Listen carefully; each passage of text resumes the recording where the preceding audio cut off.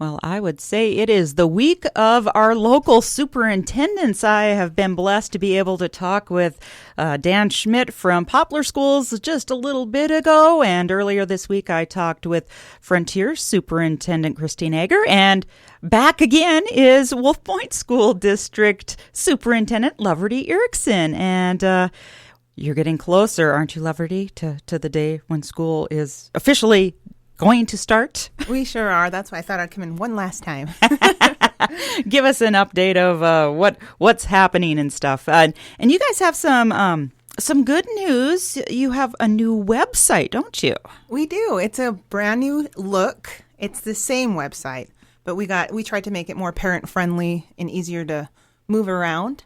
And eventually here, we're going to roll out an app for parents where they can go right to their phones and check out what's happening, and you don't have to have Facebook, and it's pretty exciting. Awesome. Yes, that'll be kind of an ongoing effort throughout the school year, I'm assuming. Yes, Perfect. Definitely. And how do they access the website if somebody's new to the district and they haven't been on there yet? Okay, our website address is www.wolfpointschools.org. And Facebook, do you guys put everything on Facebook as well? So we do have 3 Facebook pages. And if you go to our website, we now have the capability, if you don't, you can go on the websites, but if you don't have Facebook, you can go onto the website, and anything that the principals upload to Facebook, they have the ability to update it to the website at the exact same time. So you can use either method. And I would say we're going to be going strong in that communication within 2 weeks. Right now, the high school is doing a great job at it. They got trained earlier than the other schools, so. Something to look forward to. It is. And school starts? School starts August 24th, which is Monday, for grades K through 12. And each school is doing something just a little bit different. So I thought I would touch base on what the first day is going to look like for each school. Okay, let's start with whichever one you would like to start with. Okay, let's take a look at Southside. So Southside will not be enrolling the first day for anybody who has not enrolled prior to the start date. So if you have not enrolled your students yet, you can go ahead and come back Tuesday. Okay. And that's to reduce kind of the gathering in the very front office area. So we've decided not to have any open houses throughout the district. But that doesn't mean that we're not going to be meeting parents. So for like at Southside, we're going to ask that all parents take their temperatures at home. Take care of the symptoms and make sure that we're keeping kids at home who just are sick, or if you yourself are sick. We're going to be dropping off students at the front of the school, so please come through the front gate. And as you're coming in, your temperatures will be checked by 2 to 3 people so that we're getting you in quickly. And at that time, you can make your way to your students' grades, teachers' tables. So we're going to have our tables spread out across the playground. That way we're still doing a meet and greet, but we're not inside the building. And you can limit that contact too, spread everybody out the 6 feet. Yes, exactly. If you're eating breakfast with us for grades 1 through 3, the building will open at 7:20, and we ask you to come through the front doors as well. The students will do what's called a self-screen with an adult present to monitor their temps at screening stations. So. And that the temperature check is the touchless one. Is that correct? We have quite a few different methods. So we have a hand scanner, and it is no contact. We also have these devices that are kind of on a stand in an iPad type. Yeah, that system. you look into. Yeah. Yeah. So the kid gets to go and self-monitor. They take a look at it in this iPad, and it will register green or red if they're running a temp. And so, yeah, it's pretty high tech. Yeah, sounds like it. Let's see. We're going to ask everybody to use hand sanitizers. And the students are going to do eating breakfast just a little bit differently. There was a time when we let them all come through the kitchen. Well, now we're going to ask them all to go through the gym. And we have a cart set up where it's like little to no contact for the students. And then all of the lunch tables are spread out. And we're asking the kids just to sit on one side of the table so they're not directly across from each other. And so that's kind of how we're handling it. When they're done, we're going to ask them to sit in the bleachers, kind of socially spaced out. Perfect. Utilizing all your space, basically, at Southside. Oh, yes.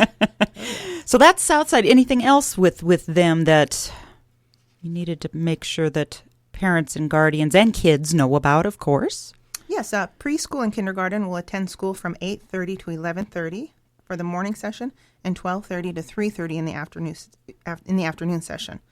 And students can be dropped off after 8:15. There are no adults on the playground until after 8:15, so we're asking that, we don't have anybody in there. Also, we're asking parents to not come into the building, but if they absolutely have to, we have like a little taped out space for them to wait, and we're asking them to come in one at a time as well.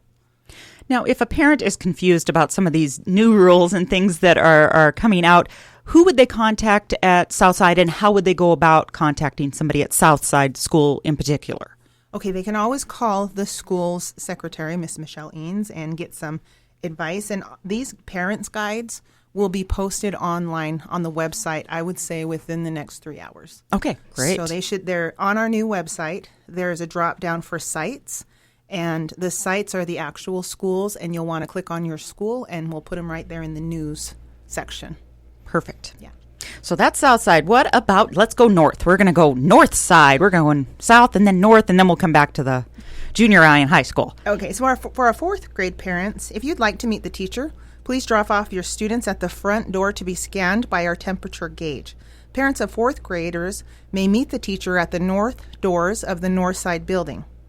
Fifth and sixth grade parents, please make an appointment if you need to visit with your child's teacher. Due to all the circumstances, parents won't be able to access the building on Monday, August 24th. We're trying to minimize the amount of people coming in the building, and all students must use the front doors to be scanned upon entering the building.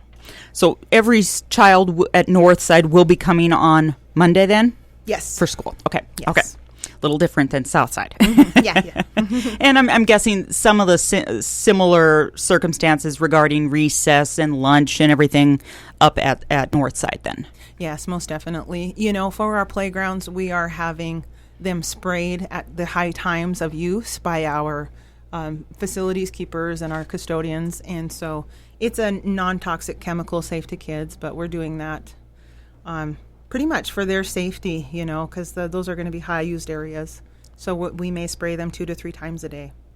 Are the kids going to be separated when they're in the playgrounds? I know, like Christine Egger was saying that they'll have certain places where certain sections can play, or is it going to be just, keep your arm lengths away and, the teachers out there saying, no. Yeah, well, that's a very great question, and they are kids. We are asking the parents and guardians of our district to do a lot of self-teaching at home on, contact and physical contact for their kids. And we'll also be doing a lot of that teaching to the kids during the very first week of school. And so their kids, they're going to want to, conglomerate, but we're going to do our best to keep them apart and teach them about hygiene and the spreading of germs. That's what Superintendent Schmidt basically said too, is, you got to let them be kids, and so did Christine Egger. You got to let them be kids, but, they'll learn easily. So you just got to teach them no, and yes. And once they get it down, then it's not going to be a big deal. Yeah, exactly. We have an HPDP nurse all the way from Alaska, and her name is Julia Scenario. And she's going to do a lot of she'll be in the schools at least twice a week with us. And her whole job is health care. And so she asked us what we wanted to teach them. And so I said, I would love to teach them how to wash their hands, the spread of germs. And so she has this really neat demonstration that she does with kids. She puts a little squirt of dime-sized gel on their hands, and then she asks them to rub it around, and then she lets them wash it, and then they do a UV light. And so it's called a UV light lesson. And so they're really able to see how good they wash their hands. And so we're looking forward to those lessons. Absolutely. Anything else up at North Side? Places that people can contact? Is it kind of the same thing with South Side? Go to the website and information will be available? It is. One thing that I would like the community to kind of take a look at on our website too, under our news articles, is we're going to ask for a volunteer community cleanup day for our playgrounds. So on Friday, September 4th at 5:30, kind of after work, we're going to ask you as the community to bring your rakes and gloves, and we'll supply the bags at each school and the high school. So at the north side, it's going to be the playground. At the south side, it's the playground. But at the high school, it's going to be the football field. So, you have your choice as a community where you want to go. But we're going to ask that you come and help us rake through the gravel to make sure that, the long summer that we've had, there's no glass, empty shards, those types of things on the playground, and then we'll get them sprayed down too. So we're just asking for help, and help us. Make sure we put it out for school and our community notes as well to Loverty, so that we can get that out there and press forward and get some of our good parent volunteers to help out. Yes, it'll be good. Now, you mentioned the high school. We got to move on to the high school. So what are we expecting at the junior high and high school? Okay, so no open houses. If you have not pre-registered your student, again, you may come back at noon to register your student to kind of redo some of those lines. Schedules will be available for pickup at tables on the front lawn. So again, we're going to space all the tables out, and parents can come, or the students can come and grab their own schedules. That's on Monday that they can do that on Monday, and then you said at noon on Monday that the new students would show up, or is that Tuesday? Yeah. So at the south side, it's going to be Tuesday, and at the junior high, it's going to be at noon. Okay. Yep. Perfect. Let's see. So one thing that we've decided since our last meeting at the school board and the last time I talked to you was for the policy is, we have policies, and they're called the COVID series, and there's a policy called 1906, and it's the student on-site opt-out policy. And pretty much there's a form that we're asking the parents to fill out if they would like their students to stay home and do some virtual learning or instructional packets. So I just kind of wanted to touch base on that just a little bit more. On our original COVID plan, we had asked for all of the forms to be in by the 21st so that we could do some planning and resources gathering. However, after we talked about it just a little bit more as an administrative team and leadership teams, we decided that we're going to go ahead and allow the opt-out form all the way to be turned in all the way till August 27th. Oh, great.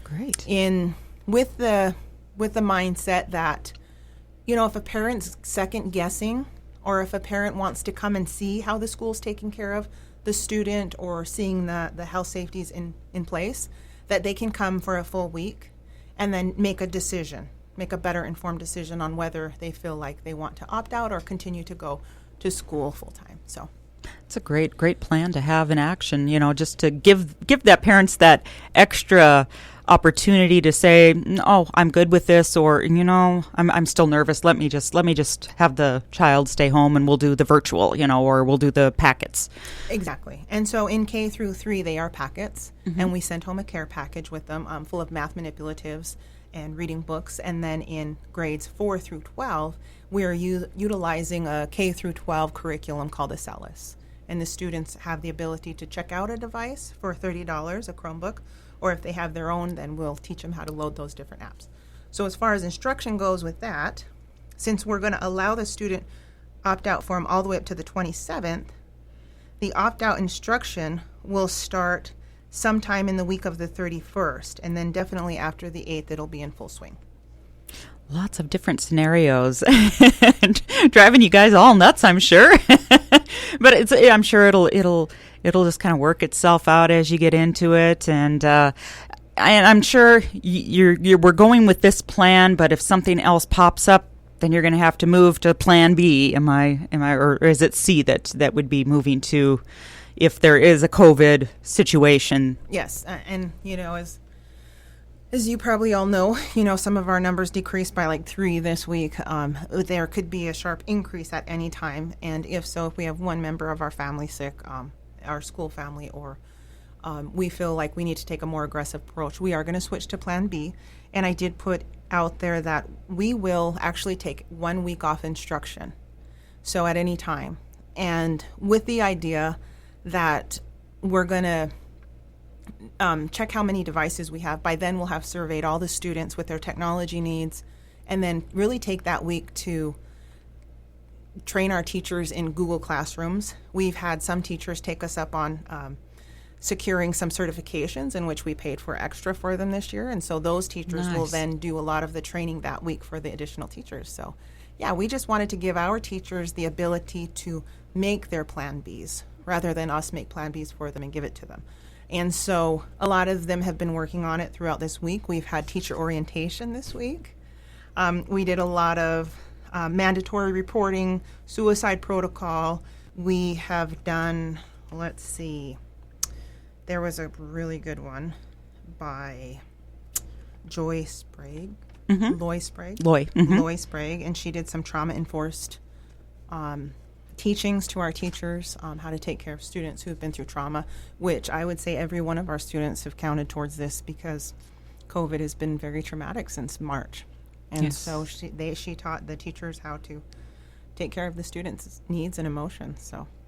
Yeah, the students, the students need that help, to have somebody to look up to and go to and just help them out. But the teachers, they want to help, but they need the skills to be able to do that too, and the know-how. So it's great to see that you're giving the extra opportunities. Yeah, so they've been doing a lot of work. They've had a lot of time during this week to work on their Plan B planning as well. So.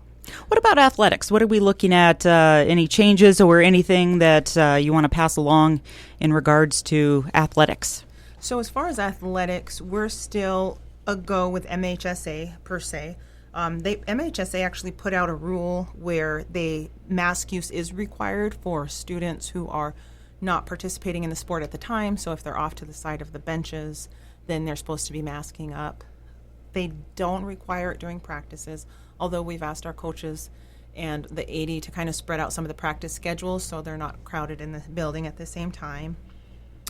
We are asking for proper social distancing when possible for spectators coming into the building. We have a space for visitors, that's pretty marked off. So if they come into the gym area, we're asking them to wear masks, and kind of use some common sense in spreading this.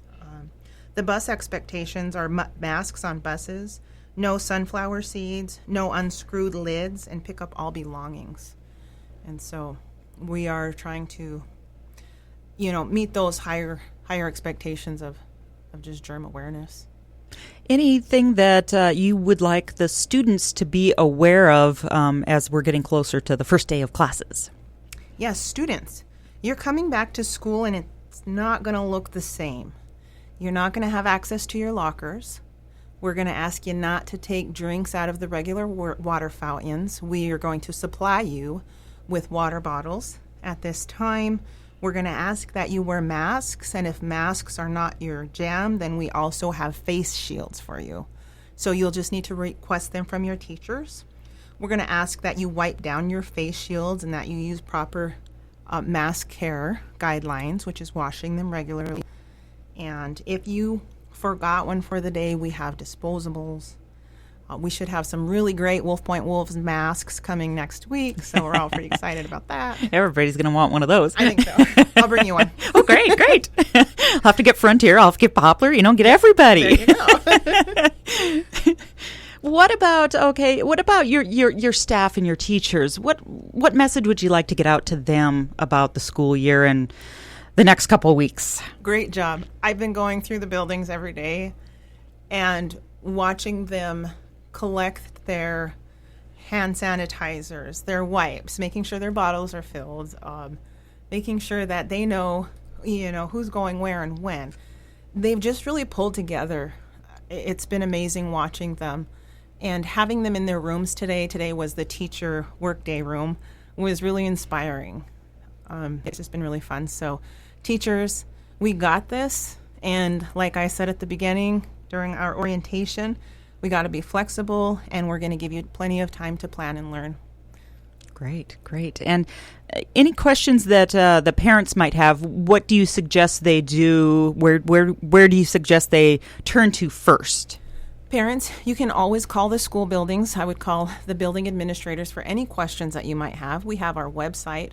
They have their own Facebook pages for guidelines. And you can always email me. My email's on the website, or it's lerickson@wolfpoint.k12.mt.us. Parents, we are happy to get back to some sort of normal for you and your work schedule. Going back full time, that's one of the benefits, is parents can go back to work. And, we are ready to take an aggressive approach at any time we feel anybody is in danger. And so we appreciate all of the support, all the different parental meetings that I've had. Each one of them has given us some food for thought, and actually we're implementing some of the different things that the parents have come to us with. Great. I had a parent talk to me about capacity and how many kids per room. And so we're kind of using some of those guidelines as we move forward in Plan B. So. And parents still do have that option of having their kids be at home instead of going to school too, right? Yes, they do. And that is the opt-out form. Perfect. So, yes. And I'm sure with some of the teachers, if they do choose the opt-out form, I'm sure teachers are probably maybe a little bit more available through social media, I'm assuming. Yeah, the teachers are always available, and we actually we've created a technology hotline so that if a parent's struggling with a CELUS or even how to upload an app or hook up a computer or turn one on, they can call Nice. our IT department anytime. And so we're making that available. The hotline number is on our website under the COVID documents. And then another thing, we've hired a virtual technology coordinator, meaning that person is going to be taking care of grades 6 through 12, and then we also have another computer person taking care of the grades 4 through 6. So it'll be very individualized for each student at each grade level. It seems like you guys have thought of everything. That's what I kind of told Mr. Schmidt earlier today too. But there's always something that's going to pop up. You just know it. Always. We went from 2 IT people. We're looking for a third one. So if you know of any IT specialists, I think we have a couple apps in. So we'll be conducting interviews. We're upping our IT game so that we can take care of the kids' technology needs. Great. Well, anything else, Loverty, that you want to pass out along to the listeners out there about the school year? No, just that when we survey, that's really what our teams go off of. And it's a really big part of why we're opening the school. 67% of our community out of 272 people, this was the direction that they wanted to go. And so we take your input very seriously. And so if we get another survey out, I would just ask the public to take it because we listen. Great. And that's very important, to just get involved. You have that voice, so get involved and speak your voice. It's your child's education, and, you guys are all in this together. Mm-hmm. All right. Well, anything else? No, that's it. Thanks for having me again. I appreciate it. Absolutely. And we like I told Mr. Schmidt, I'm trying to get you guys set up to where we're going to hear from you all a little bit more often. So Great. We'll be working out a schedule with Loverty, just like we would be with Mr. Schmidt, on getting in here and getting some of your staff and faculty and all sorts of fun things so we can keep up to date on what's going on with Wolf Point Schools and talk about all the good things that you guys are doing. And, once we get into the school year, there's going to be more fun stuff. So. Well, thank you for having us. We appreciate it.